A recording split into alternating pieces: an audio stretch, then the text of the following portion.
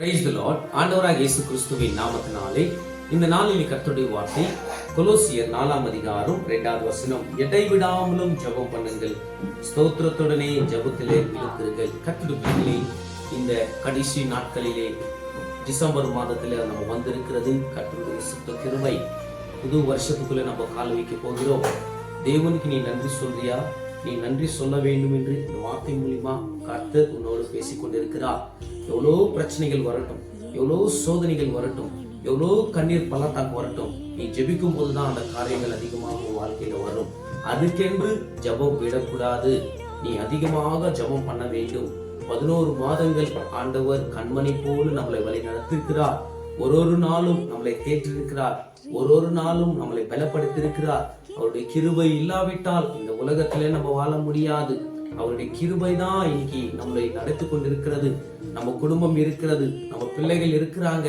எத்தனோ பேர் மரித்து போயிருக்கிறாங்க, எத்தனோ பேர் ஆக்சிடென்ட்ல இறந்து போயிருக்கிறாங்க, புது நோயில இறந்து போயிருக்கிறாங்க. நீ அவருக்கு நன்றி சொல்றியா? உன் ஜீவனுக்காக நீ நன்றி சொல்றியா? உன் பிள்ளைகளோட ஜீவனுக்காக நீ நன்றி சொல்றியா? இன்னைக்கு நீ ஜீவனோடு பேசிக்கொண்டு இருக்கிறது, நடக்கிறது எல்லாமே தேவ கிருபை.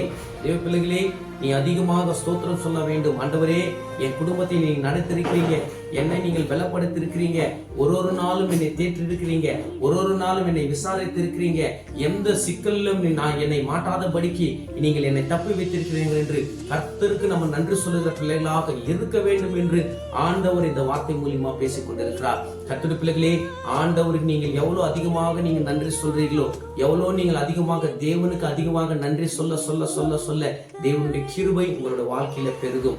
தேவனுடைய கிருபையை நம்ம பெற்றுக்கொள்ள வேண்டும். தேவ கிருபை இல்லாவிட்டால் இந்த உலகத்துல நம்ம ஒண்ணுமே பண்ண முடியாது. 2026 போறதுக்கு முன்பதாக தேவன்கிட்ட தேவ சமூகத்துல அதிகமாக நம்ம ஜெபம் பண்ணிக்கிற பிள்ளைகளாக மாற வேண்டும் என்று இந்த வார்த்தை மூலியமா நான் உங்களோடு பேசிக் கொண்டிருக்கிறேன். கர்த்தருடைய பிள்ளைகளே, நான் விசுவாசிக்கிறேன். நீங்க மனம் திரும்புவீங்க, இயேசுவை பின்பற்றுவீங்க, இயேசுவின் வழியில நீங்க நடக்குவீங்க என்று நான் நம்புகிறேன். கர்த்தர் இந்த வார்த்தை மூலியமா உங்களோடு பேசினான்னு நான் விசுவாசிக்கிறேன். கர்த்தர் தாமே உங்களை ஆசீர்வதிப்பாராக. ஆமென்.